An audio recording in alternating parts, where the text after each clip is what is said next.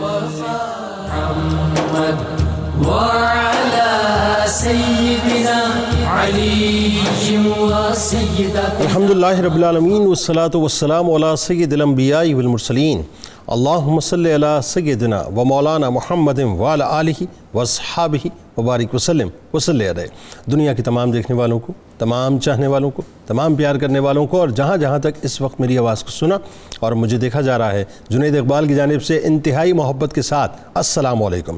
ایک بار پھر ناظرین، آپ کو پر نور صبح نور کے ساتھ میں دل کی گہرائیوں سے خوش آمدید کہتا ہوں۔ آئیے بلا توقف چلیں گے حضرت ابو انیس محمد برکت علی علیہ رحمہ کی تالیف اسماء النبی کریم صلی اللہ علیہ وآلہ وسلم سے رسول اللہ صلی اللہ علیہ وآلہ وسلم کا ایک اسم مبارک پڑھنے اور سننے کی سعادت حاصل کرتے ہیں۔ سیدنا القاری صلی اللہ علیہ وآلہ وسلم، ہمارے سردار مہمان نواز، درود و سلام بھیجے اللہ آپ صلی اللہ علیہ وآلہ وسلم پر، آپ صلی اللہ علیہ وآلہ وسلم کے آل پاک پر، اور صحابہ کرام رضوان اللہ تعالیٰ علیہم اجمعین پر۔ ام المومنین حضرت عائشہ صدیقہ سلام اللہ بیان فرماتی ہیں کہ ام المومنین سیدہ خدیجہ الکبریٰ سلام اللہ علیہا کو پہلی وحی کے بعد جب آپ صلی اللہ علیہ وآلہ وسلم پریشانی کے عالم میں تھے تو یوں تسلی دیتی اور عرض کرتی کہ یا رسول اللہ صلی اللہ علیہ وآلہ وسلم، اللہ کی قسم اللہ تعالیٰ آپ کو ہرگز پریشان نہیں ہونے دے گا۔ یقیناً آپ صلی اللہ علیہ وآلہ وسلم قرابت داروں کی پاسداری کرتے ہیں، لاچاروں کا بوجھ اٹھاتے ہیں، لوگوں کے کام آتے ہیں اور بہترین مہمان نواز ہیں۔ ہمارے ساتھ ناظرین آپ نے آج ضرور جڑے رہنا ہے، کیونکہ آج انشاءاللہ شہید ختم نبوت حضرت سیدنا عباد بن بشر رضی اللہ تعالیٰ عنہ کی بارگاہ میں مل کے چلیں گے۔ انتہائی انفارمیٹو پروگرام آج ہوگا انشاءاللہ۔ اس کائنات کی سب سے عظیم قبیل، پہلے تو یہ سمجھ لیں ناظرین، وہ صحابہ کرام رضوان اللہ تعالیٰ علیہم اجمعین کی قبیل ہے۔ یہ وہ قبیل ہے جن کی رفتوں اور جن کے مقام و مرتبے کو اس کائنات کی کوئی بھی زبان اگر بیان کرنا چاہے تو میں دعوے سے بات عرض کر رہا ہوں، بیان نہیں کر سکتے، بیان کرنے سے قاصر ہیں، جن کو سرور دو جہاں صلی اللہ علیہ وآلہ وسلم سب سے بہترین لوگ فرمائے، یعنی کائنات میں، اس پوری کائنات میں سب سے بہترین لوگ ہیں بس زبان مصطفیٰ صلی اللہ علیہ وآلہ وسلم، وہ صحابہ کرام رضوان اللہ تعالیٰ علیہم اجمعین ہیں۔ تو ذرا سوچی ناظرین کہ ان کی ہستیاں اور ان کے مقام اور مرتبے کیا ہوں گے۔ یعنی یہاں تک فرما دیں کہ تم میں سے کوئی بھی احد پہاڑ کے برابر سونا صدقہ و خیرات میں خرچ کر لے تو ان صحابہ میں سے کسی ایک کے مکمل یا آدھے مد کے خرچ کرنے کی فضیلت و مقام تک نہیں پہنچ سکتا۔ انہی ناموں میں ناظرین اور انہی مقام والوں میں اور جان دو عالم صلی اللہ علیہ وآلہ وسلم پر اپنا سب کچھ قربان کرنے والوں میں محافظ ناموس رسالت، شہید ختم نبوت، جنگ یمامہ کے انتہائی بہادر سپاہی، السابقون الاولون کا تاج سر اقدس پر سجائے محبوب خدا کے انصاریوں کی اس صف میں کھڑے ہیں جن کے بارے میں حضور نبی کریم صلی اللہ علیہ وآلہ وسلم کا فرمان مبارک ہے کہ انصار سے محبت کرنا ایمان کی نشانی ہے اور انصار سے بغض رکھنا منافق کی علامت ہے۔ لہذا ناظرین آئیے ذرا مل کر اپنے ایمان کو منور کرتے ہیں اور صحابہ کرام رضوان اللہ تعالیٰ علیہم اجمعین کی عظیم ترین اور سنہری ترین کہکشاں میں سیدنا عباد بن بشر رضی اللہ تعالیٰ عنہ جیسے انتہائی چمکدار ستارے کے ذکر سے اپنے وجود کو، اپنے قلوب کو چمکاتے ہیں، جن کی مبارک ہستی کے کئی ایک کمال پہلو ہیں جو اپنی اوج کمال پر نظر آتے ہیں۔ ناظرین کرام، حضرت عباد بن بشر رضی اللہ تعالیٰ عنہ وہ مبارک ہستی ہیں جنہیں اگر عبادت گزاروں میں تلاش کیا جائے تو وہ متقی، پرہیزگار، شب زندہ دار اور رات بھر قرآن مجید کی تلاوت کرنے والوں میں چمکتے ہوئے نظر آتے ہیں۔ اگر جوان مردوں کی صف میں دیکھا جائے تو فدا کا ابی و امی یا رسول اللہ صلی اللہ علیہ وآلہ وسلم کا نعرہ لگا کر ہر پل اپنا سب کچھ سرور دو جہاں صلی اللہ علیہ وآلہ وسلم کے قدموں پر نچھاور کرنے کو تیار نظر آتے ہیں۔ یعنی یہ وہ بہادر، نڈر اور جرت مند ہیں جو دین کے لیے سب کچھ قربان کرنے اور اللہ تعالیٰ کا نام بلند کرنے کے لیے تمام مارکوں میں بے خطر کود جانے والوں میں نظر آتے ہیں۔ اور اگر انہیں حکمرانوں کی صف میں تلاش کیا جائے تو وہ طاقتور، امانت دار اور مسلمانوں کے مال کے محافظ نظر آئیں گے۔ اپنی اسی فدائیت اور انہی بے شمار خوبیوں اور صلاحیتوں کی بنا پر ہماری ماں ام المومنین سیدہ عائشہ صدیقہ سلام اللہ علیہا سے ناظرین یہ عظیم ترین ہستی انتہائی عظیم ترین اعزاز پاتے ہیں کہ وہ فرماتی ہیں کہ انصار میں 3 اشخاص ایسے ہیں کہ فضل و شرف میں ان سے بڑھ کر کوئی نہیں، وہ تمام ہی ایک ہی قبیلے بنو عبد الاشحل کے فرد ہیں، یعنی سیدنا سعد بن معاذ رضی اللہ تعالیٰ عنہ، سیدنا اسید بن حضیر رضی اللہ تعالیٰ عنہ اور سیدنا عباد بن بشر رضی اللہ تعالیٰ عنہ۔ ناظرین کرام، حضرت عباد بن بشر رضی اللہ تعالیٰ عنہ وہ ہستی ہیں جن پر کائنات کے تاجدار بے انتہا ٹرسٹ فرمایا کرتے تھے۔ آپ رضی اللہ تعالیٰ عنہ انتہائی اچھی عادات اور عمدہ خصائل کے مالک تھے۔ عموماً اسلامی لشکر کی جو سیکیورٹی ہوا کرتی تھی ناظرین، وہ آپ رضی اللہ تعالیٰ عنہ کے ذمے ہوا کرتی تھی۔ قرآن سے اور نماز سے بے انتہا محبت فرمایا کرتے تھے۔ قرآن سے اس درجے محبت تھی اور اتنی حسین تلاوت فرماتے تھے کہ قرآن کے رفیق اور دوست کے نام سے مشہور ہو گئے تھے۔ ایک غزوے کے موقع پہ تو یہ بھی ہوا تھا ناظرین کہ آپ سیکیورٹی پہ مامور کیے گئے تھے اور دوران نماز تلاوت کی لذت اس حد تک آپ مئو ہو چکے تھے، اور ظاہر ہے جو قرآن کو سمجھتا ہے پھر قرآن اس کو اپنی رحمت کے دامن میں سمیٹ لیا کرتا ہے۔ اس حد تک وہ گم ہو گئے تھے کہ دشمن نے 1 نہیں 2 نہیں 3 تیر چلائے، مگر یہ مصطفی فداکار فرماتے ہیں کہ اگر مجھے ذمہ داری کے زیاں و نقصان کا اندیشہ نہ ہوتا جو رسول اللہ صلی اللہ علیہ وآلہ وسلم نے مجھ پر عائد کی ہے تو میری جان چلی جاتی، مگر میں یہ نماز اور تلاوت کا سلسلہ منقطع نہ ہونے دیتا۔ سیدنا عباد بن بشر رضی اللہ تعالیٰ عنہ رسول اللہ صلی اللہ علیہ وآلہ وسلم کے وہ شیر ہیں جو سرور دو جہاں صلی اللہ علیہ وآلہ وسلم پر فدا ہونے کے لیے تمام غزوات میں شریک رہے۔ جوش ایمان کا نظارہ ناظرین یہ ذہن میں رکھیے گا، غزوات میں معلوم ہوتا ہے، لہذا جاں بازی اور سرفروشی کے ساتھ نبی کریم صلی اللہ علیہ وآلہ وسلم کی حفاظت پر مامور ہونا اور دن بھر جہاد کرنا اور رات کو اللہ کو راضی کرنا، یہ بنیادی طور پہ آپ کا طریق تھا۔ بس بات کو سمیٹ رہا ہوں، آپ کو حضرت عباد بن بشر رضی اللہ تعالیٰ عنہ رسول اللہ صلی اللہ علیہ وآلہ وسلم بلکہ یوں کہیے دوسرے لفظوں میں ناموس رسالت کی پہرے داری میں ہمیشہ نظر آئیں گے۔ اور پھر وہ وقت آیا کہ ختم نبوت پر اپنے آپ کو جنگ یمامہ میں قربان کر کے رہتی دنیا تک ان 1250 ستاروں کے اندر اپنے آپ کو شامل کر دیا کہ جنہوں نے اپنا خون ختم نبوت کی محافظت کی زمین کے اندر پلایا ہے۔ آئیے ناظرین آغاز کرتے ہیں۔ ہم 3 شخصیات موجود ہیں اور پہلی شخصیت آپ کے ہمارے ہم سب کے انتہائی قابل احترام ہے، ممتاز عالم دین ہے، بزرگ ہیں، اور الحمدللہ میں انتہائی شکر گزار ہوں اپنے رب کا، اللہ تعالیٰ نے ان کو صحت کاملہ عطا فرمائی اور ایک بار پھر ان کے سائے میں، ان کی محبتوں کے سائے میں، ان کی شفقتوں کے سائے میں اس صبح نور کے سلسلے کو ہم آگے بڑھائیں گے۔ ہمارے انتہائی قابل احترام جناب پروفیسر محمد سعید احمد خان صاحب ہمارے ساتھ تشریف فرما ہیں۔ دوسری شخصیت ممتاز عالم دین، یقیناً کسی تعارف کے محتاج نہیں، جناب علامہ محمد احمد برکاتی صاحب ہمارے ساتھ موجود ہیں۔ اور تیسری شخصیت بھی کسی تعارف کے محتاج نہیں، ممتاز عالم دین جناب مفتی خلیل احمد یوسفی صاحب ہمارے ساتھ موجود ہیں۔ تینوں اب آپ کو السلام علیکم، خوش آمدید۔ اور آپ کو ایک بار پھر آپ جو ہے اپنی شفقتوں، محبتوں اور عنایتوں کے ساتھ ہمارے درمیان موجود ہیں، اللہ کا شکر بھی ہے اور یقیناً آپ کا بہت شکریہ کہ آپ اس پروگرام کو اتنا وقت دیتے ہیں اور اتنے بڑے کاسٹ پہ آپ نکل کر کبھی آپ نے انکار نہیں کیا الحمدللہ۔ آغاز کرتے ہیں پروفیسر صاحب، شہید ختم نبوت سیدنا عباد بن بشر رضی اللہ تعالیٰ عنہ کا میرا خیال ہے سب سے پہلے خاندانی تعارف یہاں سے آغاز کیجئے، پھر آپ کے قبیلے کے بارے میں بتائیے، اسلام کیسے قبول کیا، کس طرح سے قبول کیا، کیا اس وقت جو ہے وہ اپنا جو ایک صورتحال تھی وہ کیا تھی، اور پھر سب سے بڑی بات یہ کہ السابقون الاولون کا جو تاج آپ کے سر اقدس پہ سجا، بتائیے ذرا۔ بسم اللہ الرحمن الرحیم، اللہم صلی علی محمد وعلی آل محمد وبارک وسلم۔ سب سے پہلے تو میں محترم جنید اقبال صاحب آپ کا اور ادارے کے کارکنان اور منتظمین اور مالکان کا شکر ادا کرتا ہوں کہ آپ نے میرے لیے دعائیں کیں۔ ارے شرمندہ نہ کیجیے، اللہ رب العزت آپ کو اس کا اجر جزیل عطا آمین فرمائے۔ آمین۔ خوش نصیبی ہے ہماری کہ ہم اپنی زندگی کے قیمتی لمحات، ہمارے وہ سانس جو ان مقدس ہستیوں کا نام لینے میں بسر ہوں، یقیناً یہ ہمارے لیے دنیا اور آخرت کا سرمایہ ہیں۔ بے شک یہ وہ لوگ ہیں کہ جن کو خراج عقیدت پیش کرتے ہوئے اقبال نے کہا کہ 2 عالم سے کرتی ہے بیگانہ دل کو، ہائے ہائے عجب چیز ہے لذت آشنائی۔ اللہ، وہ کسی نے کیا خوب کہا کہ رب کعبہ کے پرستار وہ مردان جلیل، پاسبان حرم وارث ایمان خلیل۔ اللہ، یقینی طور پر جب ہم ان مقدس لوگوں کا نام زبان پر لاتے ہیں تو اس پر بھی اللہ کی طرف سے ہمیں اجر و ثواب ملتا ہے۔ بے شک آج ہم جس عظیم انصار میں سے ایک صحابی رسول حضرت عباد بن بشر، جن کی کنیت ابو رافع بھی تھی، ابو بشر بھی تھی، ان کا ذکر کر رہے ہیں۔ سیدنا حضرت عباد بن بشر کے لیے سب سے پہلا اعزاز تو یہ ہے کہ وہ انصار میں سے ہیں، سبحان اللہ، وہ مدینہ کے باسی ہیں۔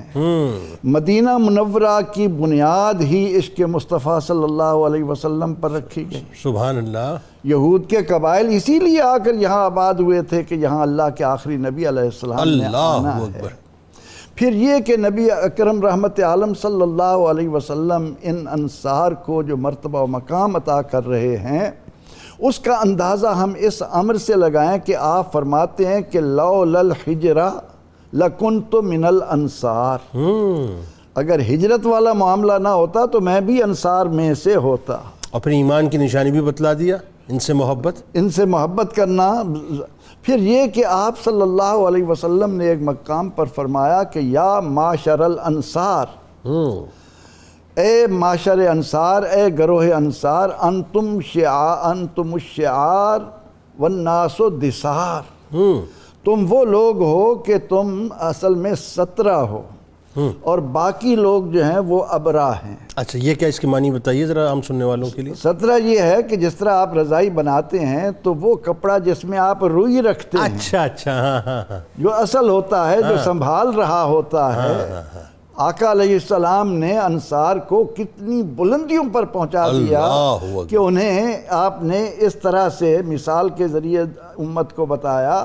تو انہی میں سے سیدنا حضرت عباد بن بشر رضی اللہ تعالی عنہ، ان کا اگر ہم نسب نامہ زبان پر لائیں تو عباد بن بشر بن وقش بن رغبہ بن زعورہ بن عبد الاشہل بن خشم بن حارث بن خزرج بن عمر بن مالک بن اوس، یہ آپ کا حسب نامہ ہے۔ ٹھیک ہے۔ اور یہ اوس کا قبیلہ مدینہ منورہ میں جن عظمتوں پر قائم رہا، تو یہ اوس کے سردار ہیں۔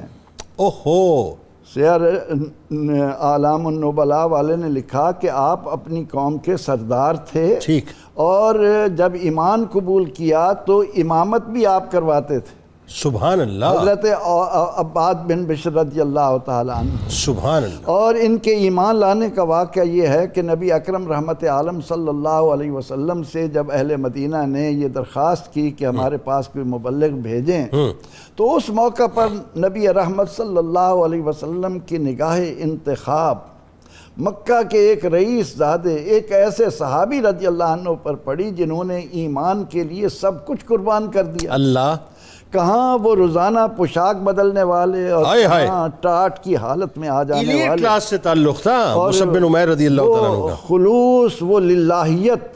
آپ نے جب ان کو بھیجا تو ان کے قدوم میمنت لزوم سے مدینہ منورہ کی سرزمین کو جو رنگینی نصیب ہوئی، اللہ، جو روشنی آئی، سبحان اللہ، اور اس روشنی سے مستفید ہونے والوں میں علماء لکھتے ہیں کہ قبیلہ بنو عبد الاشل میں سبقت حضرت عباد بن بشر کو ہے۔ اچھا، ایمان قبول کرنے کے بعد وہ آپ نے ذکر کیا کہ یہ 3 صحابہ جن کو انصار میں سب سے فضیلت دی گئی ان میں سے ایک ہیں، لیکن جب ہم قرآن پاک کا مطالعہ کرتے ہیں ان میں ایک بات تو یہ آتی ہے کہ السابقون الاولون من المہاجرین والانصار، لیکن ایک اور مقام پر قرآن کریم نے کیا خوبصورت خراج عقیدت اللہ کی طرف سے ان کو کیا مل رہا، وہ کیا فرمایا کہ والذین آمنوا وہاجروا وجاہدوا فی سبیل اللہ، وہ لوگ جو ایمان لائے، ہجرت کی، اللہ کی راہ میں جہاد کیا، اس کے بعد فرمایا کہ والذین آووا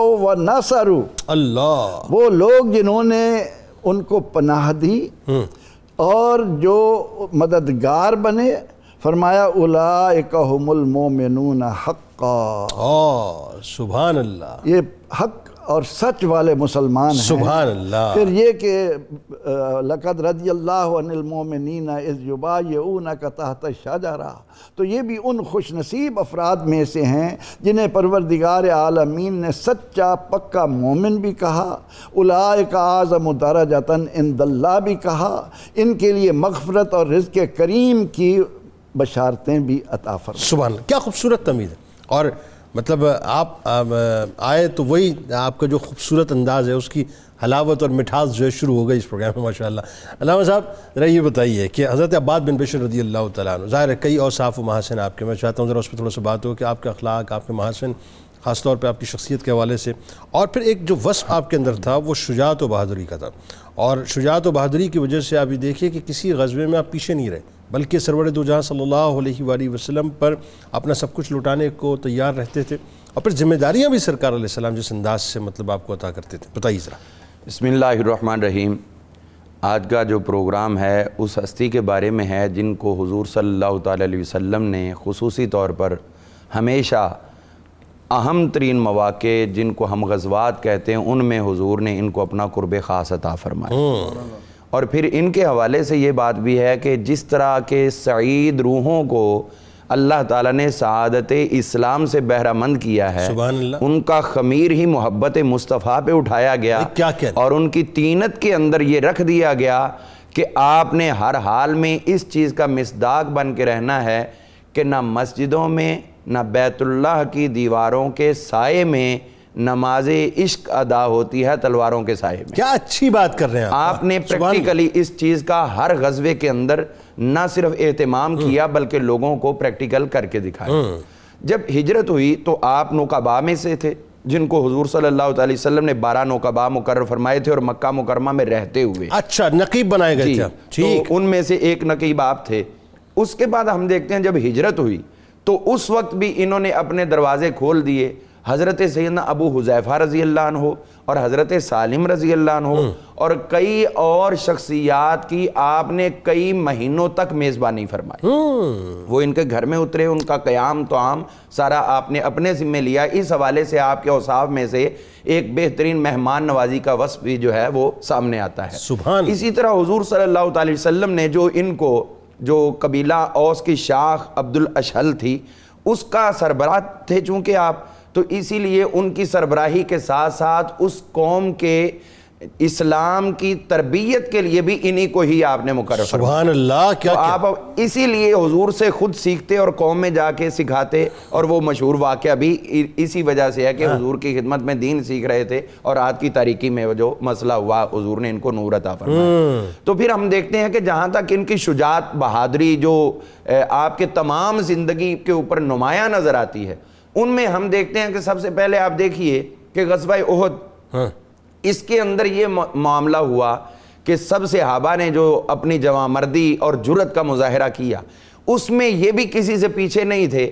آپ کو ایک تھیلی ملی 13 مسقال سونا تھا اس میں. اچھا. آپ نے وہ اٹھائی اور لا کر حضور صلی اللہ تعالی علیہ وآلہ وسلم کی خدمت میں پیش کی. کیا امانتداری. حضور ان کی جرأت سے اتنے خوش تھے کہ آپ نے اس میں سے خمس نہیں نکالا بلکہ پوری کی پوری تھیلی عطا فرمائی. سبحان. یعنی یہ ان کی خدمات کو خراج تحسین تھا حضور کی طرف سے. اسی طرح دیکھیے ان کی جرأت پہ صحابہ کو بھی اتنا اعتماد تھا کہ جب کعب بن اشرف کا معاملہ آیا کہ وہ بہت زیادہ نقصان دین کو پہنچا رہا ہے اور اس کے قتل کا جو فیصلہ ہوا، تو اب اس میں سب سے پہلے حضرت سیدنا عمر فاروق رضی اللہ نے ان کی عدم موجودگی میں حضور سے ذکر کیا، حضور مر عباد ابن بشر، حضور عباد بن بشر کو حکم دیں فلیاتک، وہ آپ کے پاس آئے برا سے ہی کعب بن اشرف کا سر لے کر. یعنی ان کو یہ اعتماد تھا کہ یہ اکیلے بھی جائیں گے تو اس کو واصل جہنم کر کے آئیں گے. تو حضور نے فرمایا بھی نہیں، اس طرح نہیں. پھر آپ نے اذن عام دیا تو حضرت محمد بن مسلمہ رضی اللہ عنہ جو گئے تو ان کے ساتھ بھی عباد بن بشر کو روانہ کیا. یعنی ختم نبوت کی اور ناموس رسالت کی محافظت آپ کے خمیر میں پہلے سے ہی تھی. پہلے سے تھی. تو وہاں جا کر جو کعب بن اشرف کو پچھاڑا گیا اس کے اندر آپ نے اس کا گریبان پکڑ کے اس کو پٹخا تھا، یہ عباد بن بشر سے. سبحان اللہ. اسی طرح ہم آگے دیکھتے ہیں کہ جب یہ معاملہ آتا ہے صلح حدیبیہ کا تو اس میں روانگی سے پہلے حضور صلی اللہ تعالی علیہ وآلہ وسلم نے ان کو 20 افراد مجاہدین دیے تھے کہ تم آگے آگے جاؤ ہراول دستہ، آگے کے معاملات ہمیں پیچھے رپورٹ کرتے رہنا. اور یہ حدیبیہ تک گئے اور جب حضور صلی اللہ علیہ وسلم نے یہاں پر نماز ادا فرمانا چاہیے حدیبیہ میں تو خالد بن ولید 200 افراد کو لے کر آئے. وہ چاہتے تھے کہ یہ نماز پڑھیں گے تو ہم حملہ کریں گے، تو حضور نے ان کی ڈیوٹی لگائی کہ ہم نماز ادا کرتے ہمارے سامنے تم اپنے صحابہ کو سیکیورٹی کے فرائض جی، اور اس وقت خالد بن ولید رضی اللہ تعالیٰ عنہ ایمان نہیں لائے تھے. بالکل ٹھیک. اچھا اس کے بعد بلکہ اس سے پہلے ہم دیکھتے ہیں غزوہ خندق. ہاں خندق میں پہرے داری. حضور صلی اللہ علیہ وسلم نے جو اطراف کے اندر خندق کھودی تھی تو اس میں ان کی ڈیوٹی تھی جدھر حضور صلی اللہ علیہ وسلم خود جلوہ گر تھے. تو یہاں پہ حضرت ام المومنین ام سلمہ رضی اللہ عنہا نے دیکھے ان کی خدمات پہ کیسے خراج تحسین پیش کیا.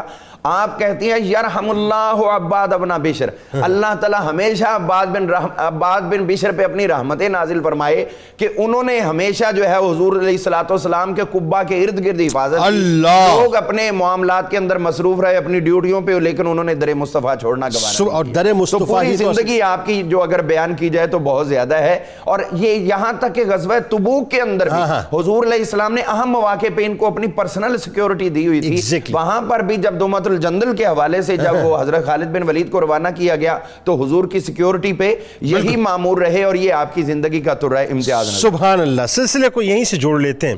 اب ذرا یہ بتائیے کہ جو ایمان لانے کا واقعہ ظاہر حضرت مصعب بن عمیر رضی اللہ تعالیٰ عنہ کا ایک بہت بڑا کردار. آپ کو اللہ تبارک و تعالیٰ نے حضرت عباد بن بشر رضی اللہ تعالیٰ عنہ کو بہت مقام بھی اس اعتبار سے کیا کہ سرکار علیہ السلام نے جو 12 نقبہ منتخب کیے اس میں سے ایک نقیب آپ تھے. اچھا پھر ظاہر ہے وہ جو ابتدائی دور میں اگر ہم مدینہ کی دیکھتے ہیں تو ابتدائی دور میں سرکار علیہ السلام نے جو بڑے بڑے سٹیپس لیے، ویسے تو ہر سٹیپ میں سرکار کا بڑا ہے، چھوٹا سٹیپ تو کوئی ہے ہی نہیں، تو اس میں ایک سٹیپ مواخات بھی. تو وہ جو مواخات آپ نے کروائی تو بدری صحابی حضرت ابو حذیفہ رضی اللہ تعالیٰ عنہ سے کرائی، ذرا ان کے بارے میں بھی لوگوں کو بتائیے، ان کا تعارف، ان کا مقام المرتبہ. بسم اللہ والصلاۃ والسلام علی رسول اللہ. جنید بھائی، عقد مواخات جو ہے یہ ہمارے وقت کی سب سے اہم ضرورت ہے. حضور صلی اللہ تعالیٰ علیہ وسلم نے 2 علیحدہ شہروں کے لوگوں کو بھائی بنا دیا اللہ، اور بتایا کہ یہ ایسے ہے جیسے ماں جائے ہوتے. اس وقت یہ سب سے اہم ضرورت ہے کہ جن کو حضور صلی اللہ علیہ وسلم نے بھائی بنایا انہوں نے تو بھائی بن کے دکھایا، اور جن کو اللہ نے بھائی بنا کے بھیجا ہوا ہے دنیا میں وہ بھائی نہیں ہے. اللہ، وہ ایک دوسرے سے ٹوٹے ہوئے ہیں، فرقہ بندی ہے کہیں اور کہیں ذاتیں ہیں. اس میں ایک چیز جو ہمارے لیے بڑی مشعل راہ ثابت ہو سکتی ہے کہ اگر آپ اپنے بھائیوں رشتہ داروں کے درمیان میں توازن برقرار رکھنا چاہتے ہیں تو عزت دیں. عزت دیں گے تو محبت قائم رہے گی، ڈیگریڈ کریں گے تو سارا کچھ ختم ہو جائے. ایسا ہی ہے. حضرت ابو حذیفہ رضی اللہ تعالیٰ عنہ یہ مجاہد ہیں، ختم نبوت کے بھی، اور بہادر ہیں. ان کا جو ظاہری کردار ہے قد و قامت کے اعتبار سے بڑے خوبصورت نوجوان ہیں، بڑے طاقت والے توانا آدمی ہیں، چہرہ خوبصورت ہے، اور یہ مکہ المکرمہ کے رہائشی ہیں. آقا کریم صلی اللہ تعالیٰ علیہ وسلم نے جب دعوت اسلام کا آغاز کیا تو ابھی آپ نے اپنا پہلا مرکز دار ارقم قائم نہیں کیا تھا، یہ اس سے پہلے مسلمان ہوئے تھے. اللہ اکبر، یعنی بالکل ابتدائی دور پہ مسلمان ہوئے تھے. اور پھر انہوں نے 2 ہجرتیں کی. پہلی ہجرت میں جب ان کو حبشہ کی طرف بھیجا گیا تو نبی صلی اللہ تعالیٰ علیہ وسلم نے فرمایا آپ حبشہ چلے جائیں، وہ ارض قدس ہے، یعنی پاک سرزمین ہے. اس کی وجہ محدثین نے بتائی کہ نام پاک سرزمین رکھنے سے پاک سرزمین نہیں ہوتا، بلکہ پاک سرزمین وہ ہوتا ہے جہاں عدل و انصاف کا قیام ہو. کیا اچھی بات کی آپ نے، بہت اچھی. حضور صلی اللہ علیہ وسلم نے اس عیسائی بادشاہ کو کہا کہ وہ عدل و انصاف کرنے والا ہے. اس کا مطلب ہے رعایا میں عدل و انصاف ہو تو اللہ تعالیٰ اس کی عزت و وقار کو بلند کر دیتا. واہ سبحان اللہ. تو حضور صلی اللہ علیہ وسلم نے ان کو وہاں پہ بھیجا. پھر اس کے بعد جب یہ ہجرت کر کے مدینہ المنورہ تشریف لائے تو وہاں نبی صلی اللہ تعالیٰ علیہ وسلم نے انصار مدینہ میں سے حضرت عباد بن بشر کا ان کو بھائی بنا دیا. اور جب آپ کو بھی پتہ ہے اسلام سارا کچھ یہ بیان کرتا ہے جب کوئی کسی کا بھائی بن جاتا ہے تو پھر اس کو اپنی محبتوں کا مظہر بنا دیتا، جو کچھ پاس ہے وہ عنایت کر دیا جاتا کہ یہ میرے کچھ پاس تھا یہ میں نے تمہیں دے دیا، اب تم بتاؤ تم جواب محبت میں کیا کہتے. اللہ.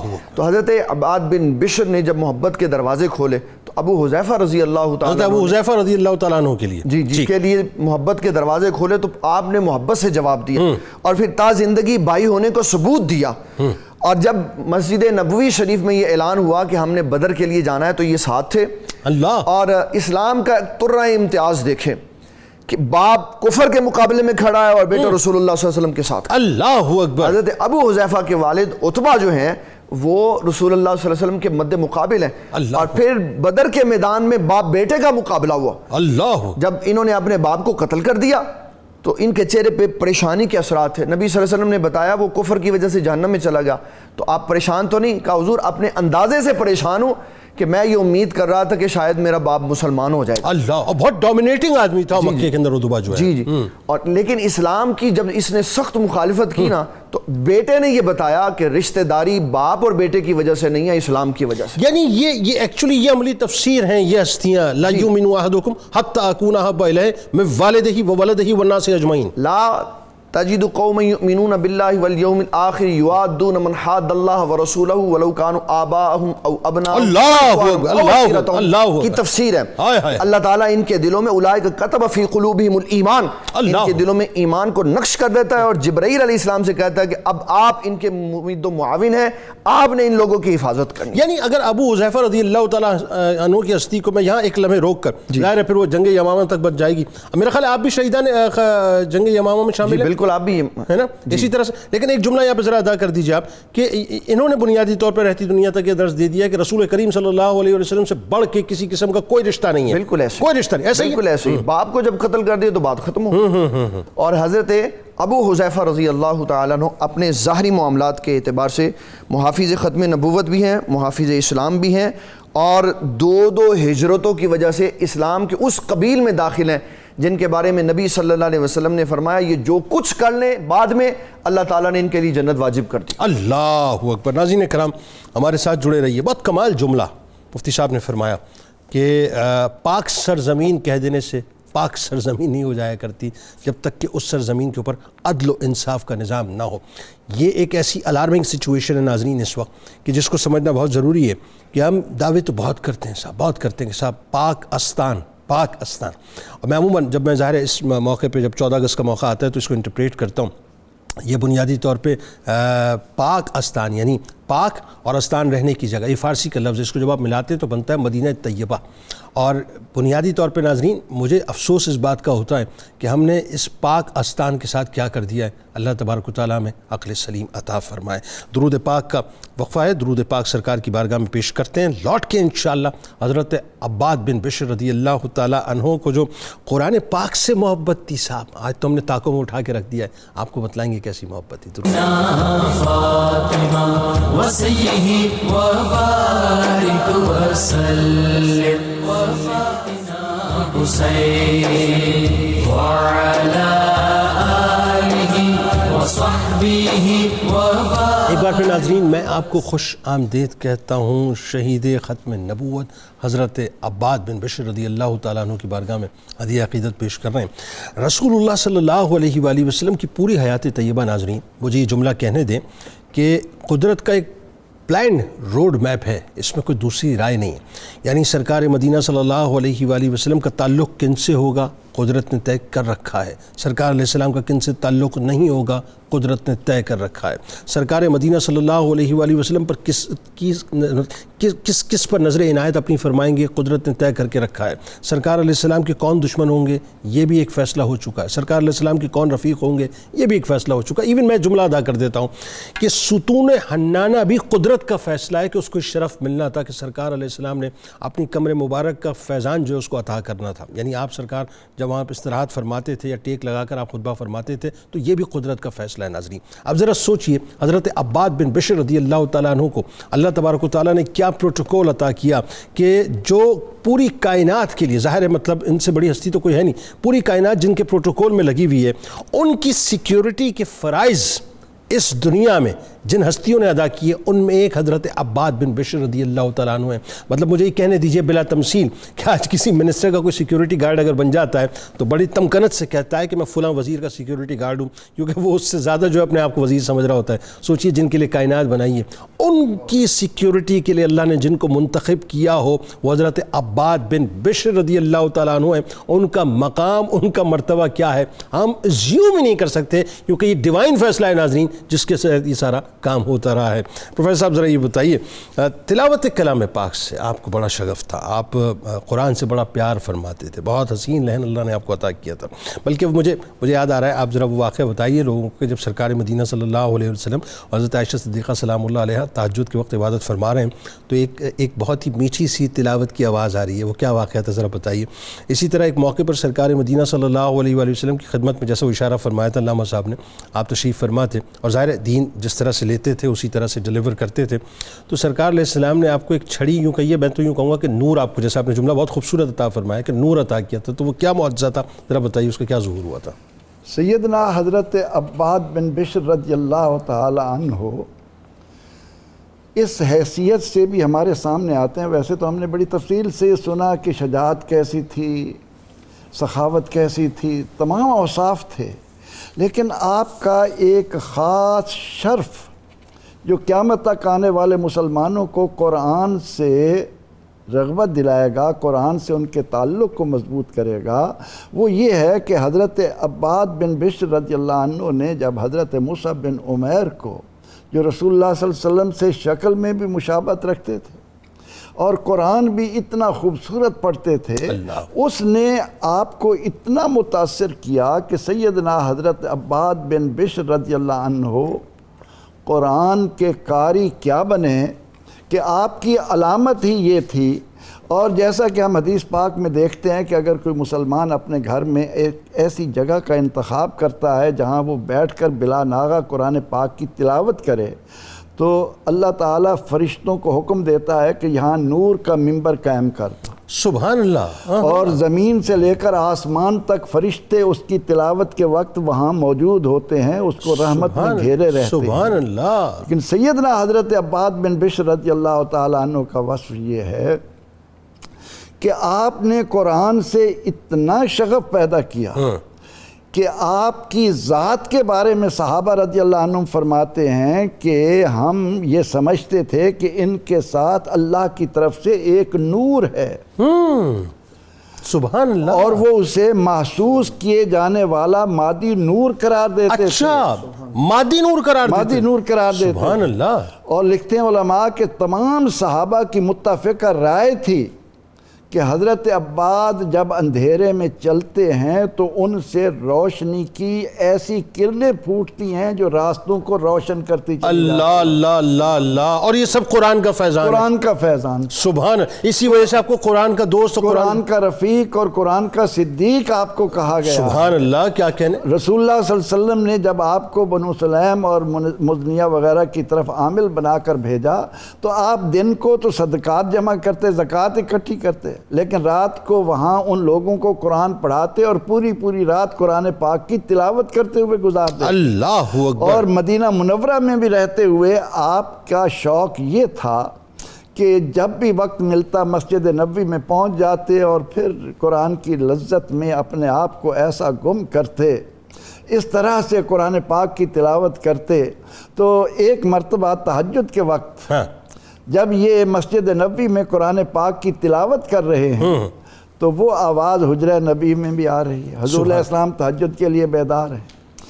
آواز کو سن کر حضور سید عالم صلی اللہ علیہ وسلم فرماتے ہیں کہ عائشہ، یہ تو مجھے عباد بن بشر کی آواز لگ رہی ہے. سبحان. حضور علیہ السلام کی یہ آواز سن کر ام المومنین فرماتی ہیں کہ یا رسول اللہ صلی اللہ علیہ وسلم، رات کے ان لمحات میں عباد بن بشر ہی قرآن پاک کی تلاوت کر رہا ہے. اور اس پر رسول اکرم رحمت عالم صلی اللہ علیہ وسلم نے فرمایا کہ عائشہ، میرا عباد اس طرح قرآن پڑھ رہا ہے جیسے جبریل مجھے پڑھ کر سنا. اللہ اللہ. یعنی آپ اب مجھے جملہ کہنے دیں، اجازت ہو، کہ جن کی تلاوت کو پوری کائنات سنے وہ اگر کسی کی تلاوت کو سنے تو ان کا مقام المرتبہ کیا ہوگا پھر.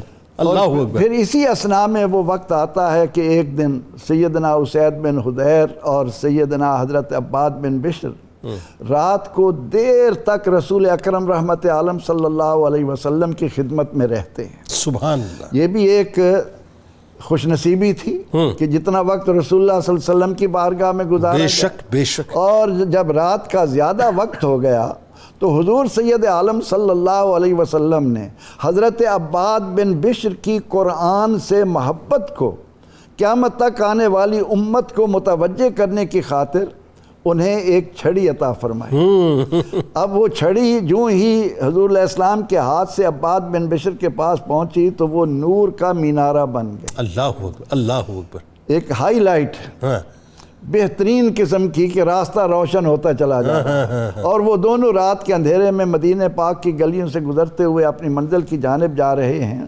جب ایک مقام پر جا کر دونوں کو جدا ہونے کا وقت آیا تو دوسرے کے ہاتھ لگانے سے، حضرت عباد کے ہاتھ لگانے سے ان کی چھڑی منور ہو گئی، یعنی اب ایک نہیں دو چھڑیاں ہو گئی، دو چھڑیاں ہو گئی، سبحان اللہ، ان کی روشنی میں وہ وہاں تک پہنچ گئے۔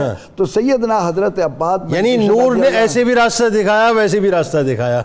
اس میں آقا علیہ الصلاۃ والتسلیم نے، مجھے یاد ہے کہ جب غزوہ تبوک کے موقع پر صحابہ موجود ہیں تو مدینہ منورہ میں ایک ایسی چمک نظر آئی جو آسمان تک پہنچ رہی ہے۔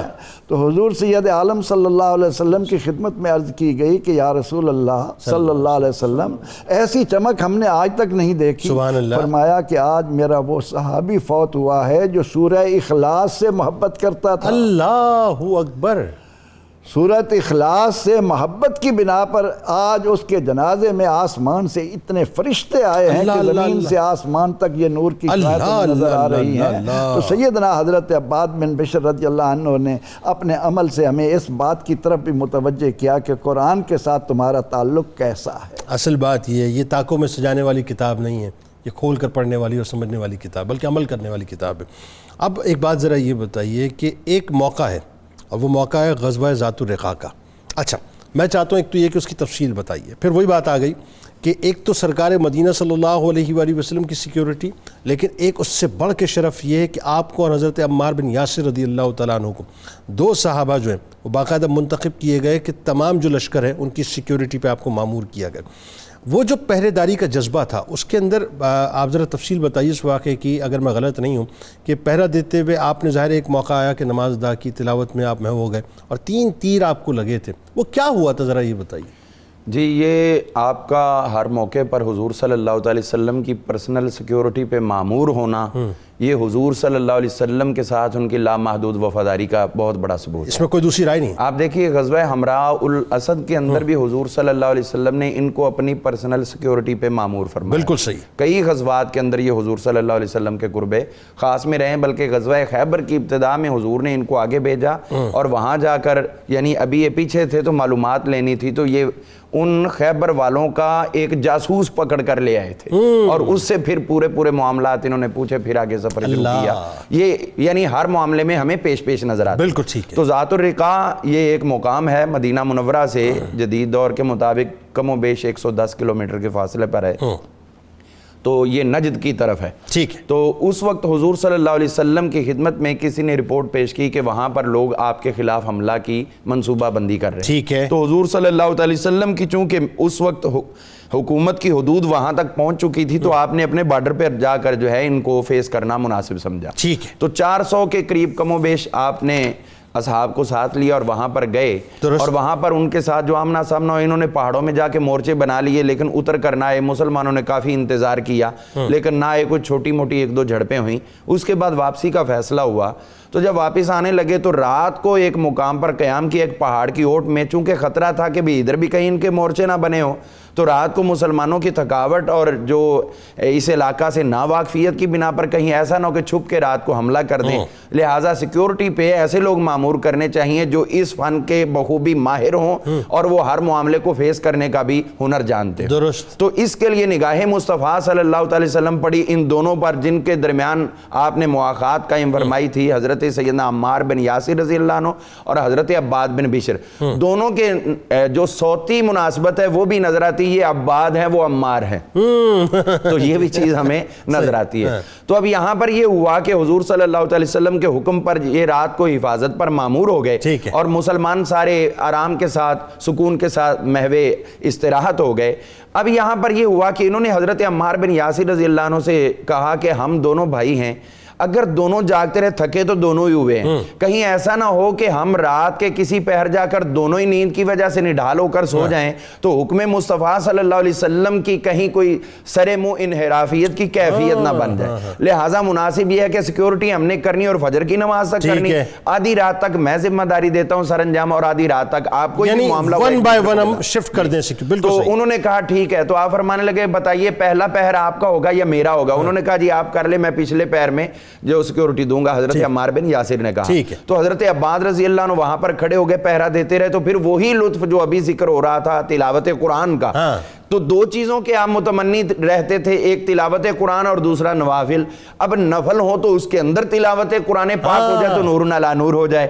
تو آپ نے وہاں پر نفل شروع کر دیے بھی، ایسے وقت کیا گزارنا، چلو اللہ کی عبادت میں. حالانکہ ایک مجاہد کا سونا بھی عبادت ہے، لیکن یہاں پہ جاگنا بھی عبادت ہے، اور پھر عبادت کے اندر عبادت، آپ نے نفل اور اس کے اندر عبادت، آپ نے تلاوت قرآن. یعنی دل مچلتا رہتا تھا کہ زبان سے تلاوت ہوتی رہے. بات یہ تو سورہ کہف کی آپ نے تلاوت شروع فرمائی. ایک شخص جو انتہائی کینہ پرور تھا، وہ مسلمانوں کے تعاقب میں آیا کہ میں ان کو بے خبری میں نقصان پہنچا کر اپنی قوم کے آگے ہیرو بنوں گا، جو بھی اس کی کیفیت تھی. تو وہ چھپ کے بیٹھا ہوا تھا، یہ اچھی طرح سو جائے تو میں ان پہ وار کروں گا، 2-4 بندے زخمی کروں گا ان کے سوئے ہوئوں کو. تو اب اس نے دیکھا کہ سب سو گئے، ایک شخص کھڑا ہے. اس نے دور سے ایک تاک کے نشانہ لگایا اور تیر مارا آپ کو. آپ تلاوت قرآن میں اتنے محو تھے کہ آپ کو وہ تیر لگا، اس سے آپ کو تکلیف ہوئی. آپ نے وہ دوران نماز عملے قلیل کے ذریعے اس کو نکال دیا. اس نے پھر دوسرا تیر مارا تو پھر اسی طرح آپ کو زیادہ تکلیف ہوئی، آپ نے پھر وہ بھی نکال دیا. اب تیسرا تیر لگا تو وہ بہت زیادہ گھاؤ تھا. آپ نے اس کو مکمل کیا نماز کو، اور حضرت عمار بن یاسر کو اٹھایا اور انہیں کہا کہ کوئی شخص مجھے تیر مار رہا ہے. جب انہوں نے دیکھا تو آپ کا تو پورا لباس خون میں لت پت ہوا پڑا ہے. آپ فرمانے لگے کہ یہ کیا ہوا؟ اس نے کہا، آپ فرمانے لگے حضرت عباد کہ مجھے 3 تیر لگے اور تیسرا بہت شدید ہے. اگر مجھے حضور کے حکم کا پاس نہ ہوتا تو آج وہ ٹائم ہوتا، ادھر میرا سر سجدے میں جھک جاتا اور ادھر میری روح تن سے پرواز کرتا. میں تلاوت کو نہ منقطع کرنا چاہتا تھا، نہ نماز کو منقطع کرنا چاہتا. اللہ اکبر، کیا جذبہ اور کیا محبت نماز اور تلاوت سے. آخر میں یہی جذبہ جب اپنے بام عروج کو پہنچتا ہے تو جنگ یمامہ کا منظرنامہ سامنے آتا ہے. جنگ یمامہ ظاہر ہے تاریخ کا ایک ایسا یوں سمجھ لیجیے منظرنامہ ہے کہ جس کے اندر آج بھی ہم اپنے آپ کو بہت شرمسار پاتے ہیں اپنی یوں کہیے کہ کمزوریوں کی وجہ سے. جنگ یمامہ کا تعارف کروائیے. دوسرا، جنگ یمامہ میں ظاہر شہید ختم نبوت ہونے کا آپ کو تاج سجا. تو حضرت عباد بن بشر رضی اللہ تعالیٰ عنہ نے ایک خواب بھی دیکھا تھا، اس خواب کی تکمیل آپ کو یہاں پہ ملی. کیا ہوا تھا وہ بتائیے ذرا. جنید بھائی، جنگ یمامہ سیدنا صدیق اکبر رضی اللہ تعالیٰ عنہ کے دور کا وہ عظیم ختم نبوت کا معرکہ ہے جو 12 ہجری میں مدینۃ المنورہ سے 1700 کلومیٹر دور یمامہ میں جو مراکش کا ایک علاقہ ہے وہاں پہ ہوا. ٹھیک. یہ دوری بتاتی ہے کہ سیدنا صدیق اکبر رضی اللہ تعالیٰ عنہ کو اگر ختم نبوت کی حفاظت کے لیے دنیا کے آخری کونے میں بھی جانا پڑتا تو جاتے. کوئی دو رائے نہیں ہے. اور بالکل ختم نبوت کے اوپر اس میں دو رائے نہیں ہے کہ آپ جو بھی معاملات کیے آپ نے، اس میں سب سے اہم ترین تھا نبی صلی اللہ علیہ وسلم کی ختم نبوت کی حفاظت. اور حضور صلی اللہ تعالیٰ علیہ وسلم کے اس پیارے صحابی سیدنا صدیق اکبر نے جنگ یمامہ کا معرکہ کر کے بتا دیا ہے کہ اسلام صرف نبی صلی اللہ علیہ وسلم کی عزت و ناموس کو دیکھتا. اس کے لیے ساری دنیا قربان ہو جائے تو اس کی کوئی حیثیت نہیں ہے. نبی صلی اللہ علیہ وسلم کی عظمت اور شان کو برقرار رکھنا چاہیے. بے شک. حضرت عباد بن بشر رضی اللہ تعالیٰ یہ مجاہد ہیں ختم نبوت کے، اور یہ جب وہاں گئے تو ان کو ایک خواب آیا. خواب یہ آیا کہ انہوں نے خواب میں دیکھا کہ میرے لیے جنت کا دروازہ کھولا گیا اور پھر جب میں داخل ہوا تو بند ہو گیا. اچھا. انہوں نے صبح مجاہدین کو اکٹھا کیا اور فرمانے لگے کہ اس غزوہ میں میری شہادت ہوگی. کیا مسئلہ؟ کہ میں نے دیکھا ہے کہ جنت کا دروازہ میرے لیے کھلا، میں اندر گیا اور پیچھے سے بند ہو گیا. پھر میدان جہاد کے اندر انہوں نے جو بہادری کا مظاہرہ کیا، حضرت ابو دجانہ رضی اللہ تعالیٰ عنہ کو ساتھ لے کر آپ اس باغ کی طرف گئے جس کے اندر مسیلمہ کذاب اپنے آپ کو بند کر کے بیٹھا ہوا تھا. اور پھر آپ نے افراد کو آواز دی، فرمایا میں ادھر کھڑا ہوں، میرے پیچھے آؤ. تو 400 افراد آپ کے پیچھے آئے. اور حضرت ابو دجانہ رضی اللہ تعالیٰ عنہ وہ صحابی رسول ہیں جن کو حضرت عباد بن بشر رضی اللہ تعالیٰ عنہ نے اپنے ہاتھوں سے پکڑ کر اس باغ کے اندر پھینکا، اور انہوں نے اندر جا کے اکیلے تنے تنہا لڑائی کر کے اس باغ کے دروازے کو کھولا. اور پھر سارا صحابہ کا جو قافلہ تھا وہ اندر داخل ہوا. اور پھر وہاں جو قتل و غارت ہوئی اور جو ناموس رسالت کے دشمنوں کو قتل کیا گیا وہ سنہری حروف میں چمک رہا. اور حضرت عباد بن بشر رضی اللہ تعالیٰ عنہ نے وہاں جو بہادری کا اظہار کیا اور جو آپ کے جسموں پہ خراشیں آئیں اور چہرے کے اوپر تیر اور نیزے لگے، جب آپ شہید ہوئے تو آپ کا چہرہ مبارک نہیں پہچانا جا رہا تھا. اللہ. لیکن آپ کے افراد نے آپ کے ہاتھوں اور جسم کے اعضاء کی وجہ سے پہچانا. اور پھر یہ بتایا کہ کہ نبی صلی اللہ تعالیٰ علیہ وسلم کی ختم نبوت کی حفاظت کے لیے جان دینا یہ اعزاز ہے. اللہ. اور یہ جو جنگ یمامہ ہے یہ ہمیں یہ سبق دیتی ہے کہ حضرت ابو بکر صدیق رضی اللہ تعالیٰ عنہ نے بدری اور غیر بدری سب کو وہاں اکٹھا کر دیا. ایسا ہی ہے. اور ان کی تعداد اور مسلمانوں کی تعداد کا اگر ہم موازنہ کریں یہ 13,000 ہے وہ 70,000 ہے. اور پھر مسلمانوں نے کتنی بہادری سے کیا اور اس میں جنگ کی ساری ٹیکنیکس نظر آئیں. حضرت خالد بن ولید رضی اللہ تعالیٰ عنہ کی فہم و فراست نظر آئی. بالکل. کس وجہ سے حضرت ابو بکر صدیق نے ان کو بطاح کے مقام سے اٹھا کر یہاں پہ بلوایا اور بتایا کہ نبی صلی اللہ تعالیٰ علیہ وسلم کا یہ جو عظیم سپہ سالار ہے اس کو اللہ نے کتنی صلاحیتوں سے نوازا ہوا. اللہ. اور جو وہ کہتا تھا مسلمہ کذاب کہ ہم جنت میں جائیں گے ہماری طرف مدد آئے گی, اس کے ساتھی کہنے لگے کدھر گئی مدد؟ کہنے لگا آج اپنے اپنے قبیلوں کے پیچھے ہو جاؤ. تو کہا تم نے ہمیں مروا دیا. اور پھر حضرت سیدنا خالد بن ولید نے ان کے ساتھ وہ صحابہ تھے جو نبی صلی اللہ تعالیٰ علیہ وسلم کے ساتھ کبھی اس حالت میں رہے کہ انہوں نے حضور صلی اللہ علیہ وسلم کے چچا حضرت امیر حمزہ کو قتل کیا. آج وہ اس میدان میں کھڑے ہو کر ختم نبوت کے سب سے بڑے دشمن کو مار کے پھر رسول اللہ کی بارگاہ میں واشی قلبی حضرت واشی رضی اللہ تعالیٰ اور کہا کہ حضور میں نے اگر اسلام کا بڑا آدمی مارا تو اسلام کا بڑا دشمن بھی میں نے مارا. آپ یہ دیکھیے بات, میں ایک بات ابھی آپ کی ساری گفتگو سے میں اخذ کر رہا تھا. آج اللہ معاف کرے بہت تکلیف ہوتی ہے اس بات کو محسوس کر کے اور سن کے اور دیکھ کے. ظاہر جو کچھ منظرنامہ مسلمانوں کا ہے, حضرت عباد بن بشر رضی اللہ تعالیٰ عنہ کا ایک جہد مسلسل ہے. یعنی اب دیکھیے تمام غزوات میں شرکت کرنا, زخموں جو ہے سے چور چور ہونا, پھر لڑنا, پھر زخموں سے چور چور ہونا اور فائنلی اپنے مقام کو شہادت کے پہنچ جانا. یعنی زندگی کیا ان کی زندگی کا رخ ہی کچھ اور تھا. جی ایسے ہے نا, وہ بتائیے نا ذرا, ان کی زندگی کا رخ ہی کچھ اور تھا. حضرت عباد بن بشر رضی اللہ تعالیٰ عنہ شہادت کے درجے کو چاہتے تھے اور نبی صلی اللہ تعالیٰ علیہ وسلم کی معیت میں اور آپ کے بعد ہر غزوہ میں اور ہر جہاد میں شریک ہوئے. بالآخر اللہ نے ان کو شہادت کا درجہ دیا. اور رسول اللہ صلی اللہ علیہ وسلم ارشاد فرماتے ہیں جب کوئی بندہ شہید ہوتا ہے نا تو اللہ تبارک و تعالیٰ اس کو اپنی زیارت کرواتا ہے. اللہ, یہ وہ مقام ہے. اب دیکھیں کہ اگر چھری لگ جائے نا ہاتھ پہ تو بڑی تکلیف ہوتی ہے, ہاتھ کٹ جاتا ہے. لیکن رسول اللہ صلی اللہ علیہ وسلم فرماتے ہیں مجاہد کو اتنی بھی تکلیف نہیں ہوتی جتنی چونٹی کے کاٹنے سے ہوتی ہے. اللہ. اس کی کیا وجہ؟ اس کے لیے ہم قرآن شریف کی طرف جائیں. اللہ تعالیٰ فرماتا ہے جب یوسف علیہ السلام کو گزارا گیا اس گروہ سے تو قطعنا ایدیہم, عورتوں نے ہاتھ کاٹ لیے. وہ حسن مجازی کی زیارت کر رہی تھی اور جب مجاہد کو حسن حقیقی کی زیارت ہوتی ہے تو اس کو کیسے تکلیف ہو سکتی؟ وہ اللہ تعالیٰ جل جلالہ کے جلووں میں گم ہوتا ہے. اور پھر ایک بڑا اہم واقعہ حضرت عباد بن بشر کا جو ہمارے آج کے دور کے لیے بڑی غنیمت ہے. حضرت عباد بن بشر اور اسید بن حدیر رضی اللہ تعالیٰ عنہ یہ مسجد نبوی کے باہر سے گزرے رات کے وقت میں. اس وقت حضور صلی اللہ علیہ وسلم اعتکاف میں بیٹھے ہوئے تو آپ کی زوجہ محترمہ ملنے کے لیے آئیں تو ان کو آپ سی آف کرنے کے لیے باہر تشریف لائے. حضرت حفصہ سلام اللہ علیہ یا حضرت صفیہ سلام اللہ علیہ. تو حضور صلی اللہ تعالیٰ علیہ وسلم نے ان کو بلا کے فرمایا میری زوجہ ہے.